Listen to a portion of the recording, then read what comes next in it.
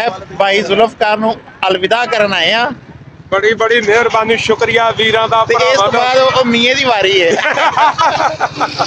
मैं नहीं जाना मैं नील कराइया नील का मेरा तन मन नीलो नील मैं नील कराइया नील का मेरा तन मन नीलो नील मैं रज के लुटिया देश नू फिर कीते जज वकील मेरे फड़े झूठ अवाम ने मैनू कीता रज जलील तेरी री री री तेरी री री री मैं भज के लंदन आ गई जो कोई ना मिली दलील PIA लुट के खा लई नाले लुट लई मिल स्टील मैं मेकअप करा लिया मैनू कर लो होर जलील तेरे री री री तेरे री री री।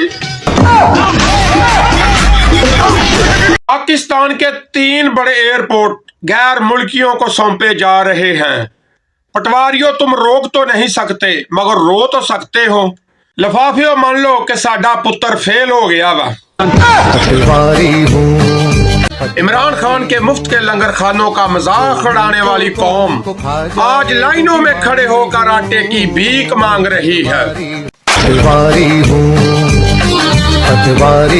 अंधेर नगरी चौपड़ राज सरकार अपने ईमान करान दे नाल दसियो ਤੁਹਾਡੇ ਘਰ ਤੁਹਾਡੀ ਦੁਕਾਨ ਜਾਂ ਮਿਲ ਫੈਕਟਰੀ ਦੇ ਵਿੱਚੋਂ ਚੋਰੀ ਕਰਦਾ ਬੰਦਾ ਫੜਿਆ ਜਾਵੇ ਤਾਂ ਤੁਸੀਂ ਉਹਨੂੰ ਦੁਬਾਰਾ ਮੁਲਾਜ਼ਮਤ ਦੇ ਉੱਤੇ ਰੱਖੋਗੇ।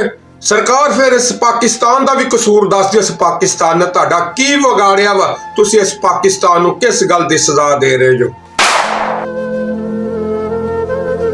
हिंदुस्तान विच पत्थर दा भगवान पाकिस्तान विच शरीफ जरदारी खानदान खुदा दी कसम दोवें झूठे आ।